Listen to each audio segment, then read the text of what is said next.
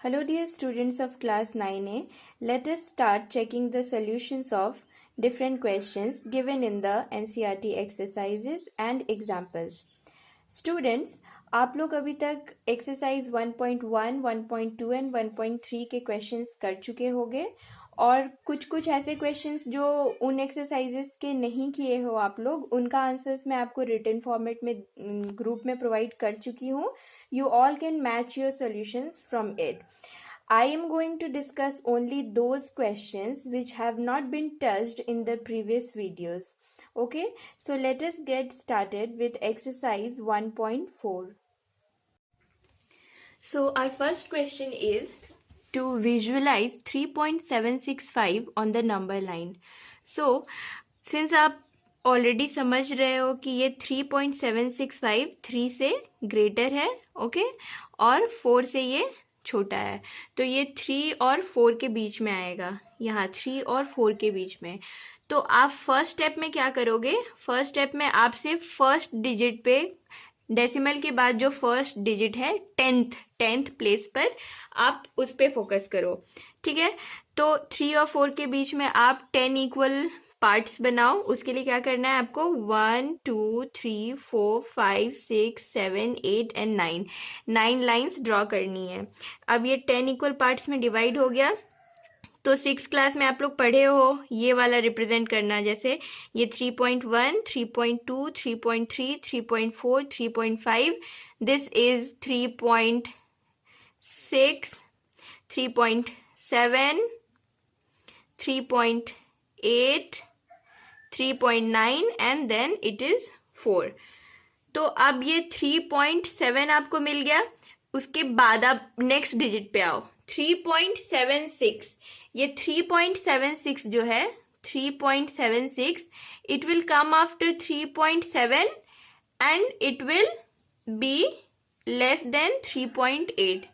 इसका मतलब अब आपको ये वाली जो पोर्शन है 3.7 और 3.8, इसको फोकस करना है. ठीक है, तो अब आप फिर नेक्स्ट स्टेप में 3.7 एंड 3.8 को दिखाओगे. ठीक है, ये आपको दिख रहा है. मैंने क्या किया है? 3.7 एंड 3.8 के पोर्शन को अभी मैं मैग्नीफाई करके और आगे स्टेप करूंगी.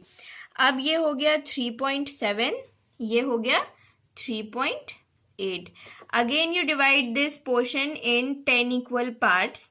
So the first number will be 3.71.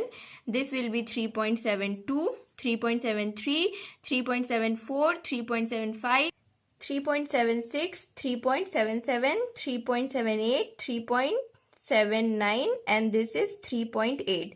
क्योंकि 0.01 हमेशा इंक्रीज हो रहा है इस केस में, इसीलिए 3.79 के बाद उसमें 0.01 ऐड करके देखो 3.8 आ जाएगा. ठीक है, अब हमारा एक्चुअल नंबर क्या है? 3.765 को रिप्रेजेंट करना है. अब हमें ये 3.76 भी मिल गया. उसके आगे अब आपको 5 डिनोट करना है. तो ये नंबर कहाँ पे आएगा? 3.76 और 3.77 के बीच में. आप इस पोर्शन को अगेन मैग्नीफाई करोगे, ये क्या हो जाएगा आपका? 3.76 and this will be your 3.77. So again you have to divide this part in 10 equal parts.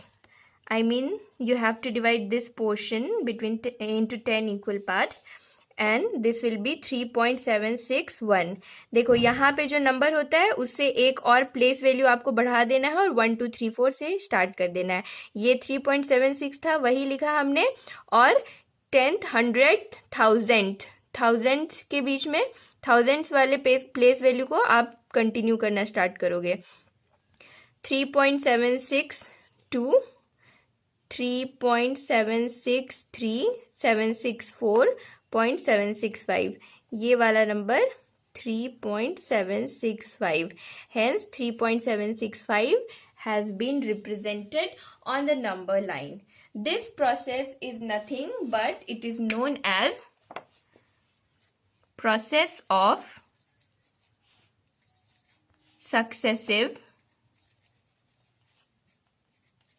magnification. The next question is to represent 4.26 recurring on the number line up to 4 decimal places. बच्चों पहले example में जो represent करने के लिए decimal number दिया गया था वो एक टर्मिनेटिंग डेसिमल था, बट इस एग्जाम्पल में 26 के ऊपर रेकरिंग है, it means it is a repeating number. Okay, so ये एक्चुअल में कैसा है नंबर है? 4.26, 26, 26, 26 एंड सो ऑन. तो अगर आप ऐसे ये बिना यहाँ पे ये लिखा रहता है कि up to 4 decimal places, then आप तो रिप्रेजेंट करते रह जाते. ठीक है, एक बार, दो बार, तीन बार, ये कंटिन्यू चलते रह जाता. इसीलिए क्वेश्चन में मेंशन हमेशा किया रहेगा, जब भी आपको एक ये रेकरिंग वाला नंबर दिया जाएगा रिप्रेजेंट करने के लिए, तो क्वेश्चन में ये भी लिखा रहेगा कि आपको अप टू कितने डेसिमल प्लेसेस तक इस नंबर को रिप्रेजेंट करनी है. इस क्वेश्चन में लिखा है अप टू 4 डेसिमल प्लेसेस, तो डेसिमल के बाद से 1 2 3 4 डेसिमल प्लेसेस मतलब 4.2626 को आपको रिप्रेजेंट करना है. एक्चुअल में इस क्वेश्चन का डिमांड ये है. अगर 5 लिखा रहता 5 डेसिमल प्लेसेस तो आपको 4.26262 तक रिप्रेजेंट करना रहता.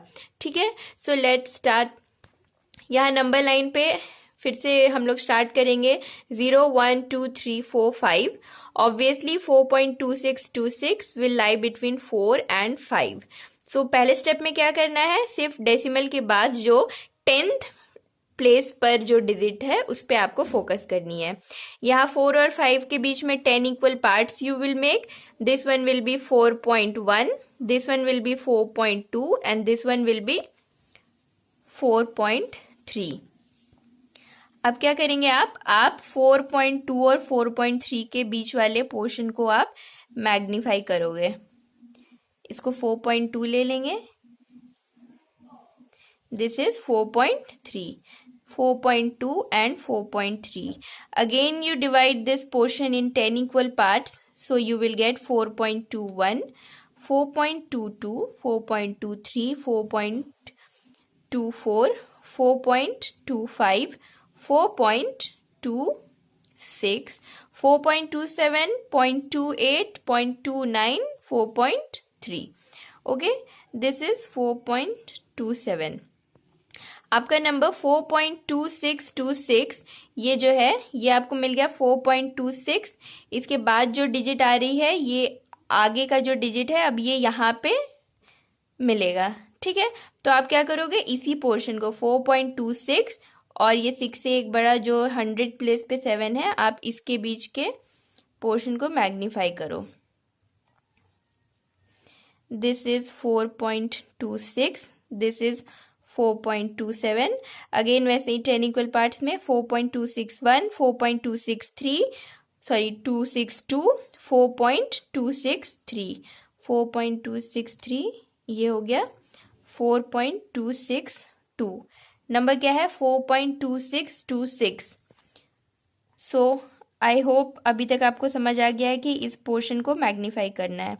ये यहाँ क्या लिखेंगे 4.262 और ये 263, 4.263.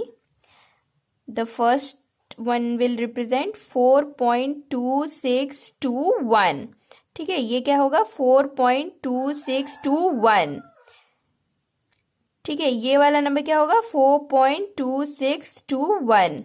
This one will be 4.262.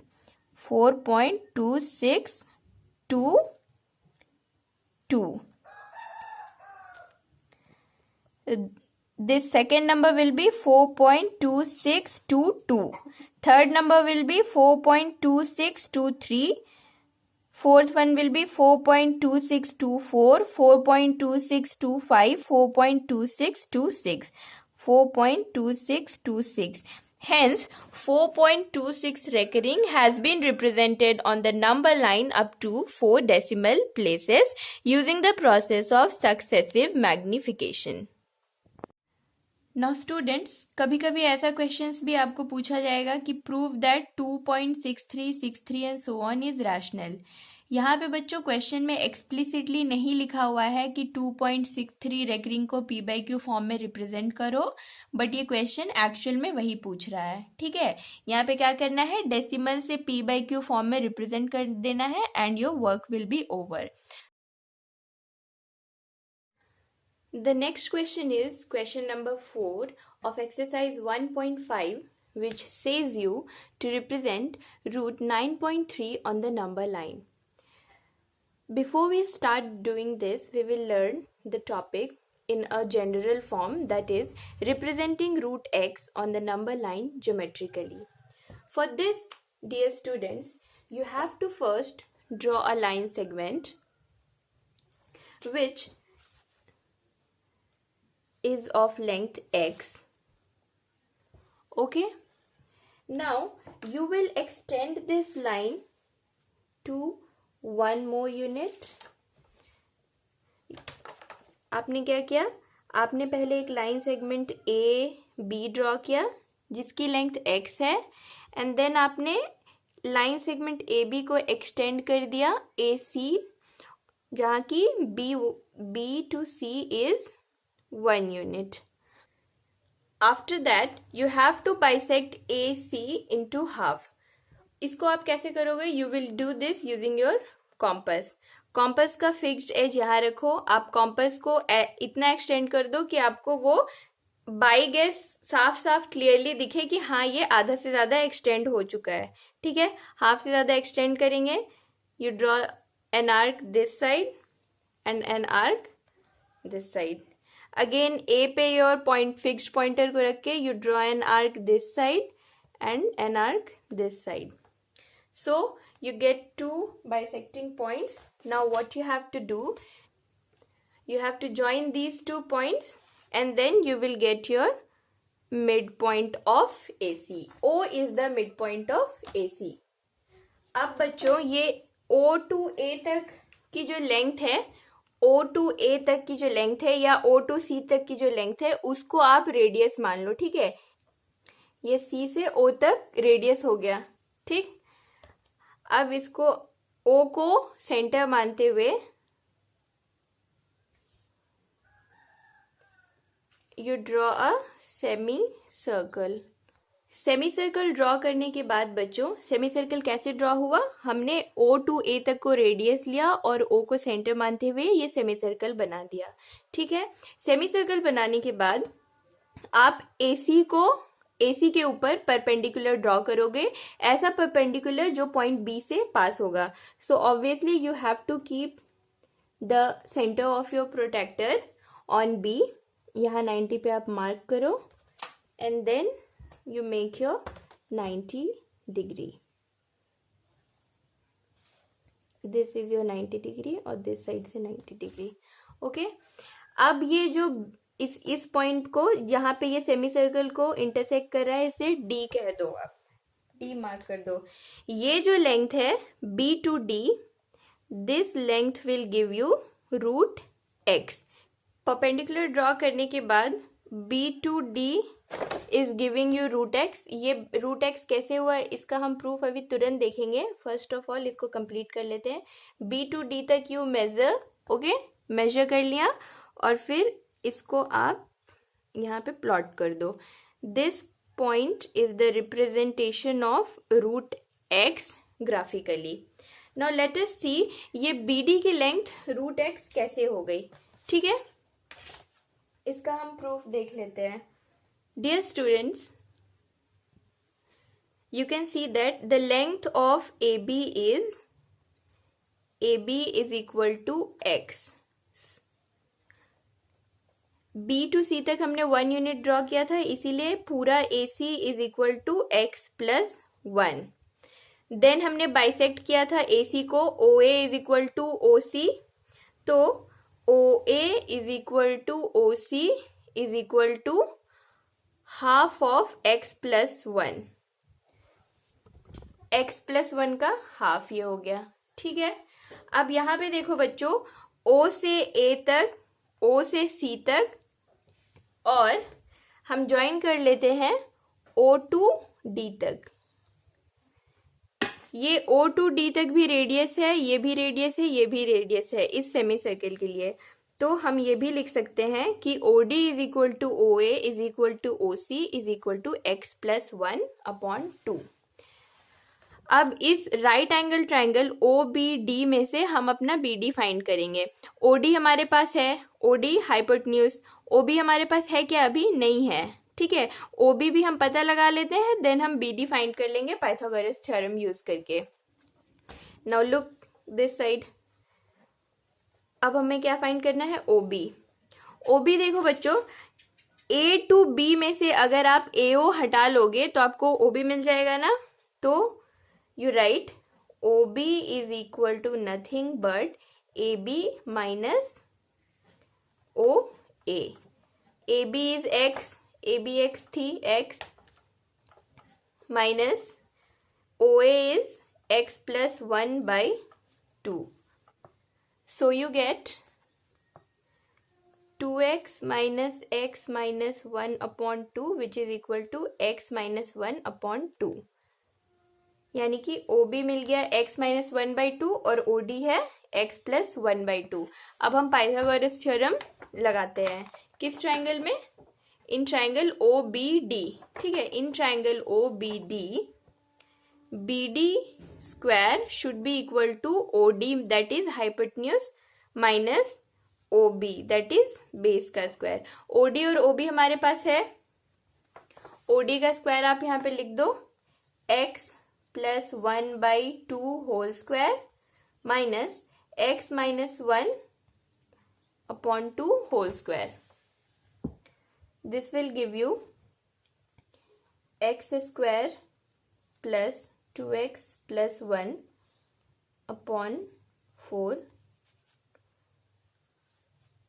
minus x² minus 2x plus 1/4। इसको आप और आगे सब्ट्रैक्ट करोगे तो एलसीएम ले लो 4, ये x² plus 2x plus 1 और ये सारा माइनस हो जाएगा, ठीक है। ये पूरा माइनस होगा तो साइन चेंज हो जाएगा सबका, -x² plus 2x minus 1। x² get cancelled, 1 and 1 get cancelled and you get 4x/4 which is equal to x। Meaning क्या? आपको BD² is equal to x मिल रहा है। BD² is equal to x, hence it means BD is equal to √x। अब जो हमारा question था that is represent √9.3 on the number line, इसको कर लेते हैं। इसके लिए हम क्या करेंगे? सबसे पहले 9.3 लेंथ की 9.3 लेंथ की एक लाइन सेगमेंट ड्रॉ करेंगे।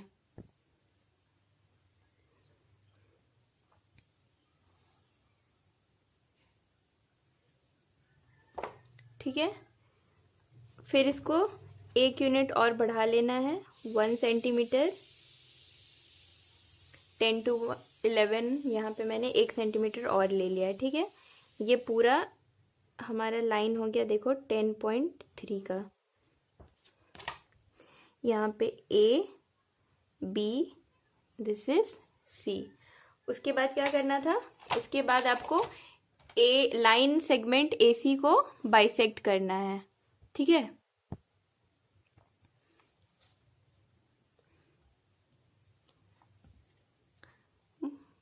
मोर than half, then you draw the arc, फिर नीचे भी आर्क, इस साइड भी आप आर्क ड्रॉ करो and this side you also draw the arc. अब ये दोनों को ज्वाइन कर देंगे, this gives you the bisecting point, you mark it as O। ये AO को लेकर के फिर क्या करना है? एक सेमी सर्कल ड्रॉ कर लेना है। C to O, take the measurement. देखो, अब O को सेंटर मानते हुए you draw the semi circle.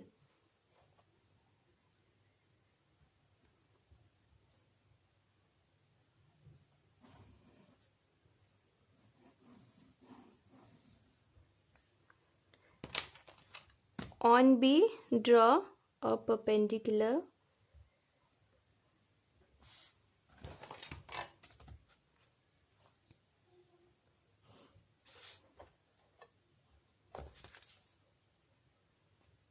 extend this line.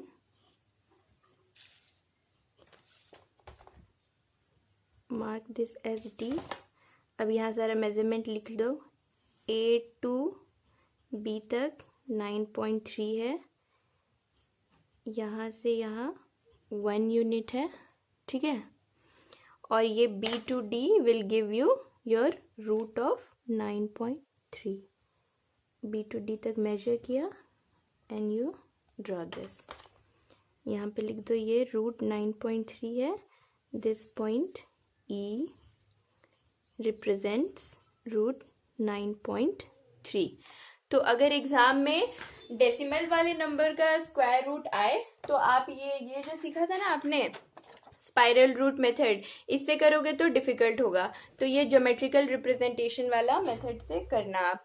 ठीक है. I hope this question and its solution is clear now.